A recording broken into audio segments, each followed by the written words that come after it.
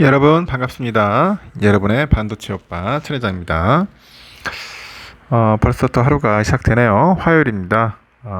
화요일 1교시 6시인데 여러분들 좀 밖에도 비가 오고 막 좀 그래요. 다들 비 조심하시고 여러분들 좋은 일들 가득하길 진심으로 소망합니다. 또 여러분들에게 또 아침에 또 기쁜 소식도 전해드려야 하고 새로운 소식도 전달해야겠죠. 제가 살아보니까 여러분 이런 게 있더라고. 좋아하는 거하고 사랑하는 것에는 차이가 있어요. 좋아하는 것과 사랑하는 것에 한 7가지 정도의 차이가 있더라. 그 관련된 이야기를 잠시 들려드릴게요. 일단은 좋아하면은 그 사람을 통해서 내가 행복해졌으면 하지만은 이 사랑을 하면은 그 사람이 나로 인해서 행복해졌으면 하는 것 같습니다. 이제 바뀌죠. 그렇죠? 좋아하면은 그 사람을 따라가고 싶지만은 사랑하면은 그 사람과 함께 가고 싶어요. 함께. 응? 그리고 좋아하면은 내 곁에 그 사람을 두고 싶지만은 사랑하면은 그 사람 곁에 내가 있고 싶은 거죠. 좋아하면은 또 순간을 함께 하고 싶지만은 사랑을 하면은 평생을 함께 하고 싶습니다. 그리고 좋아하면요, 그 사람이 그래서 좋지만은 사랑하면은 그 사람이 그래도 좋다. 그래도 좋다. 그런 거죠. 그리고 좋아하면은 그 사람을 위해서 무엇을 해줄까 고민을 하는데 사랑하면은 그 사람을 위해서 무엇이든지 해줄 수 있어요. 무엇이든지 해줄 수 있다. 그리고 좋아하면은 헤어진 후에 아쉬운 마음이 들겠죠. 사랑하면은 헤어진 후에는 아련한 마음이 듭니다. 아련한 마음이 들더라. 어떻습니까? 여러분 공감합니까? 어? 공감해야 할 텐데. 이문가 좋지 않나요? 좋아하면은 순간을 함께하고 싶지만은 사랑하면은 평생을 하고 함께 싶다. 여러분은 평생을 함께하고 싶은 사람 있나요? 다들 보면 살아보면 다 왼수라던데. 왼수가 아니라 평생 함께하고 싶은 그런 사랑하는 사람을 꼭 여러분들 만들던지 아니면은 찾으시던지 하십시오. 그러면 삼성과 또 관련된 여러 가지 이야기들 한번 해볼게요. 경쟁업체도 있고 하니까. 지금 보니까 그 아이폰 카메라 하나 더 추가 꽉 채운다 뭐 이런 이야기들이 있던데 보니까 이런 이야기 있어요. 저도 좀 놀라운데 애플의 아이폰 그 15 시리즈가 모습을 드러내기도 전에 벌써부터 아이폰 16이죠. 울트라 예상 이미지가 등장을 했네요. 그러다 보니까 관심을 끌고 있고 기존보다는 카메라 렌즈를 하나 더 추가한 쿼드예요. 쿼드 4개 카메라 디자인으로 변신을 꾀할 것이다. 그런 이야기가 있습니다. 애플은 접는 스마트폰 폴더블 폰 대신에 당분간 그 바 형태의 아이폰에만 집중할 것으로 전해지고 있던데 애플은 삼성 폴더블 폰에 대해서 쓸데없이 왜 접냐 이런 회의적인 반응을 보이고 있더라는 거죠. 그동안 스마트폰 예상 이미지를 전문으로 선보여왔던 그 컨셉이죠. 아티스트 4RMD라고 있는가 봐요. 지난 14일에 자신의 유튜브 채널에 아이폰 16 울트라 그런 예상 모습이 담긴 2분 17초짜리 분량의 영상을 올렸다고 하네요. 하여튼 그 현재 아이폰 라인업의 최상위 모델 명칭은 프로 맥스인데 올 가을 출시되는 아이폰 15 시리즈부터는 울트라로 이제 바뀔 수 있다는 전망이 있어요. 이번 영상에서 나타난 아이폰의 가장 큰 변화는 그 후면 카메라예요. 4개의 카메라 렌즈를 갖춰가지고 완전히 새로운 모습이 눈에 띄고 현재까지 후면에 4개의 카메라 렌즈가 탑재된 아이폰은 없었다고 합니다. 가장 최신작인 아이폰 14 기본하고 아이폰 14 플러스는 2개의 카메라 렌즈를 대각선으로 배열한 디자인인데 아이폰 14 프로하고 아이폰 14 프로 맥스는 여기에 카메라 렌즈가 하나 더 추가된 트리플 카메라 시스템입니다. 오는 9월 공개가 예상되는 아이폰 15 시리즈 역시 지금까지 공개된 예상 이미지를 보면은 이와 동일할 것으로 점쳐지네요. 이렇게 4RMD가 공개한 아이폰 16 울트라 예상 이미지는 2개의 카메라 렌즈를 세로로 배열을 해서 총 2쌍을 나란히 배치한 것이 특징입니다. 특히 2017년 출시된 아이폰 X하고 아이폰 14 프로의 디자인을 적절히 조화시켜가지고 그런 느낌을 낸 것 같아요. 앞서 애플은 아이폰 X에서 수직형 그런 구조의 듀얼 카메라를 처음 선보인 바 있습니다. 카메라 렌즈는 각각 1600만 화소 망원 렌즈하고 4800만 화소의 광각 렌즈, 1600만 그 화소의 초광각 렌즈, 1600만 화소의 잔망경 그런 망원 렌즈로 구성되어 있어요.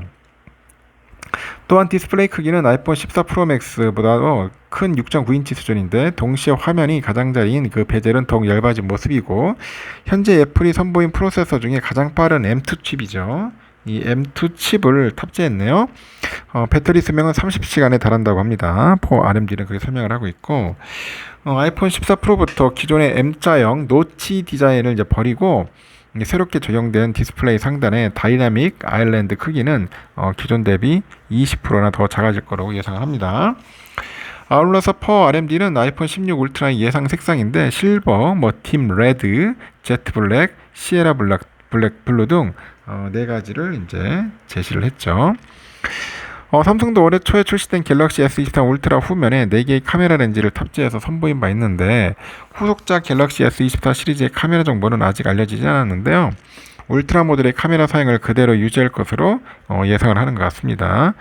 이대로라면은 향후 애플과 삼성 간의 쿼드 카메라 렌즈 대결이 펼쳐지지 않겠냐 그렇게 예상을 하는 것 같습니다. 쿼드 카메라, 이제 카메라 렌즈만 자꾸 생기는 것 같아요. 보면은. 하여튼 카메라 성능이 중요하긴 중요한데 저는 별론 것 같다 4개라니까 별로 그렇게 끌리지는 않는 것 같습니다. 여러분들은 어떤지 모르겠어요.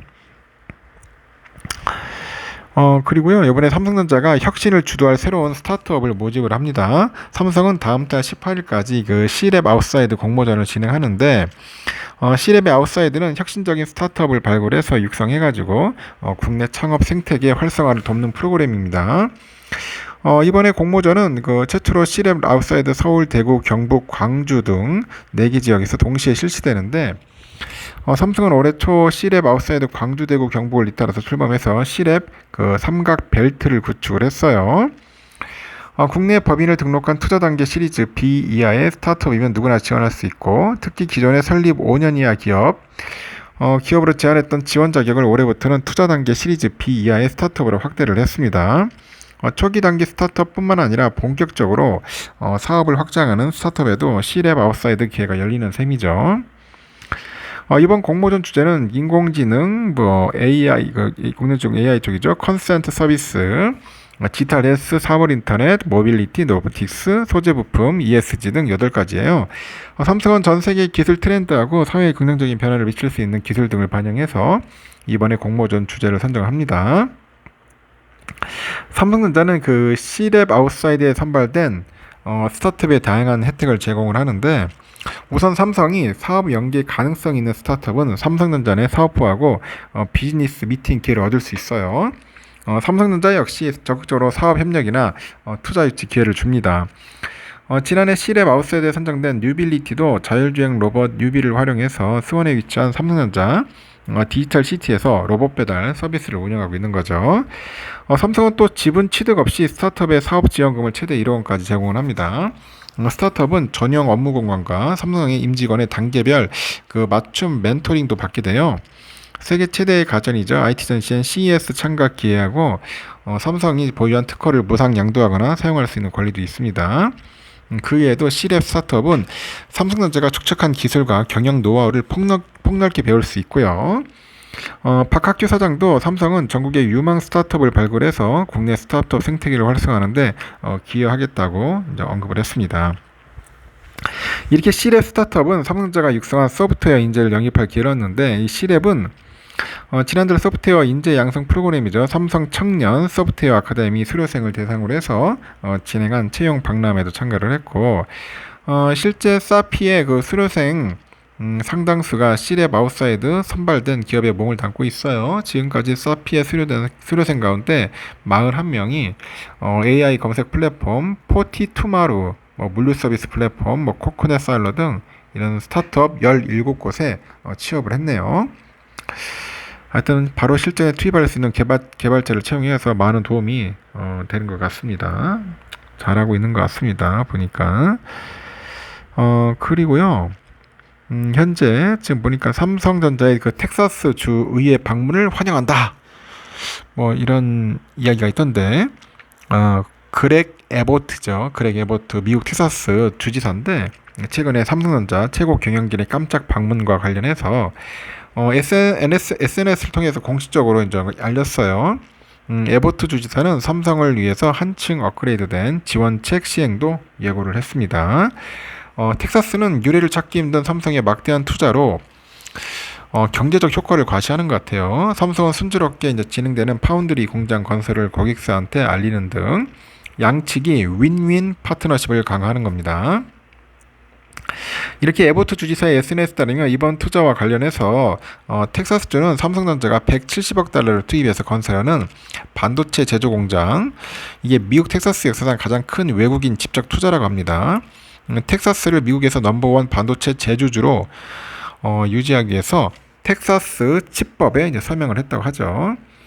삼성은 현재 미국 텍사스주 테일러시에 170억 달러 규모의 파운드리 공장을 짓고 있는데, 테일러 파운드리 공장은 오는 24년 하반기 가동을 목표로 하겠고요. 한 500만 제곱미터 규모로 구성되어 내년 말부터 이곳에서 4나노 공정이 사용된 칩이 생산될 예정인데, 현재 외관 골조 공사 진행 중이고, 이 공장에는 5G하고 HPC, AI 등 그 사용되는 첨단 반도체를 생산할 수 있는 최첨단 라인이 조성됩니다. 에버트 주지사는 삼성전자 방문 소식과 함께 텍사스주 그 반도체 산업 발전을 골자로 해가지고 텍사스 반도체법에 서명한 사실도 알렸더라고요. 텍사스 반도체 혁신 컨소시엄을 구축해서 첨단 반도체 연구, 설계, 이 제조 분야에서 텍사스의 국내외 그 리더십을 강화하는 게 목표입니다. 텍사스주는 법 시행에 따라서 미래 반도체 혁신을 위한 포괄적인 전략을 개발하고 반도체 혁신 기금을 조성할 예정이라고 합니다. 텍사스주에서 삼성 테일러 공장 설립으로 인해서 2,000명 이상의 첨단 기술 일자리, 그리고 최소 6,500명의 건설 일자리가 창출되고 있다고 합니다. 삼성의 경우에는 그 테일러 공장을 발판으로 미국의 주요 고객사들 관련 사업 영역을 확장할 수 있게 되는 거죠.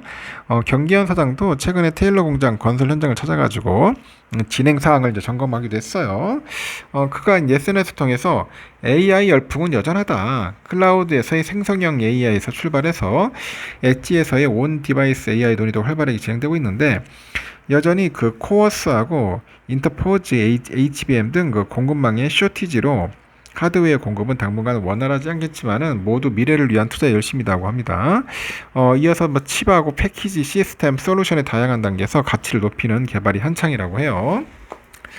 부품 공급자로서 고객의 요구에 조금이라도 더 부합하기 위해서 최선의 노력을 다니면서도 AI판에서 우리가 가치 창출, 가치 획득을 위해서 무엇을 해야 할지 진지하게 고민할 때가 됐다고 강조를 합니다. 경 사장은 지난해 7월에 공사 현장을 찾아서 자작나무를 심었고, 올해 1월에도 미국 라스베가스에서 열린 세계 최대 IT 전시회 CES 2023에서 참석한 이후에 테일러 공장으로 달려간 바 있어요. 삼성의 테일러 선단 공장 라인 건설이 순조롭게 진행될 경우 내년부터는 파운드리 그 생산 물량도 급격하게 늘어날 거다, 그런 이야기도 하고 있는 것 같습니다. 뭐 잘 됐으면 좋겠습니다. 그리고요, 지금 우리가 퀄컴하고 인텔 등 그 미국의 주요 반도체 업체들이 미국 정부의 대중 반도체 규제 완화를 요구하기로 하면서 삼성과 하이닉스도 상황을 예의주시하고 있어요. 미국 기업들의 집단 행동이 현실화되면은 바이든 행정부도 무시하기 힘든 만큼 대중 규제가 완화되면은 또 삼성전자와 그런 또 하이닉스 등 운영 중인 그 중국의 패배에 대한 리스크가 줄어들 수 있겠죠.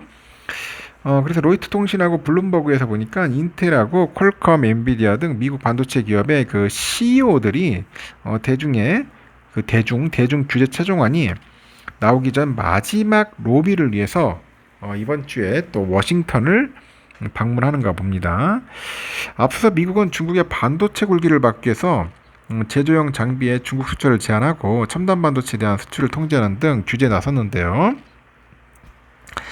미국의 반도체 회사들은 워싱턴에서 바이든 행정부에 대해서 대중국 반도체 칩 수출 통제 강화 방안에 대한 우려를 전달할 것으로 알려졌고, 이 특정 반도체를 판매하고 그 제조 장비를 제공하는 것을 제한하는 등 규제 확대를 반대하는 로비를 벌일 것으로 예상해요. 대중 규제로 인한 미국 기업들의 타격이 적지 않기 때문이겠죠. 세계 반도체 매출의 3분의 1은 중국에서 발생합니다. 중국 내 수요의 80%는 수입으로 해결하겠죠. 실제 퀄컴이 중국에서 올리는 매출이 전체의 60%에 달하는데 인텔과 엔비디아 역시 전체 매출 중 중국 비중이 25%, 20%예요. 커요, 보면. 삼성과 하이닉스도 민감합니다. 삼성전자와 하이닉스의 중국 매출 비중은 각각 26%, 38%에 달하죠. 더욱이 삼성은 중국 시안에 낸드 플래시 공장이 있어요. 스조의 패키징 공장 가동 중이고, 하이닉스도 우시의 디램 공장, 충칭에는 패키징 공장 이렇게 있습니다. 삼성전자의 경우 낸드 플래시 40%, 하이닉스는 디램의 40%, 낸드 20%를 중국에서 만들고 있다는 거죠. 상황이 이렇다 보니까 삼성하고 하이닉스 등은 미국 기업들의 이번 규제 완화 주장을 예의주시하고 있어요. 상대적으로 한국 반도체 기업보다는 미국 기업들의 로비력이 강하죠. 규제 완화 가능성이 높기 때문이라는 분석도 있고, 미국 정부가 규제를 낮추면 한국 기업들도 혜택을 볼 가능성이 있습니다. 형평성의 문제를 고려하면 혜택이 미국 기업에만 집중되지 않을 전망이죠. 아무래도 한국 기업이 가서 말하는 것보다는 미국 기업이 말하는 것이 더 반영되지 않겠냐. 그러면서 규제 완화에 대한 기대감을 드러냈습니다. 이어서 규제가 완화되면 한국 기업들도 혜택을 누릴 가능성이 크고 중국 사업장에 대한 리스크가 줄어들게 될 것이다. 그렇게 또 이야기를 하는 것 같습니다. 그래요. 참고하시면 좋을 것 같아요. 좋을 것 같고, 하여튼 여기까지 하겠습니다. 여러분 좋은 하루 보내시고, 다시 한번 말씀드리지만은 지금 장마 기간인데 지금 비가 엄청나게 와요. 또 폭우가 많이 쏟아지기 때문에 항상 운전 조심하시고, 특히 지하차도 같은 데는 좀 조심하실 것 같아요. 여러분들 좋은 일들을 가득하길 진심으로 바라면서 영상 마무리 짓겠습니다. 감사합니다.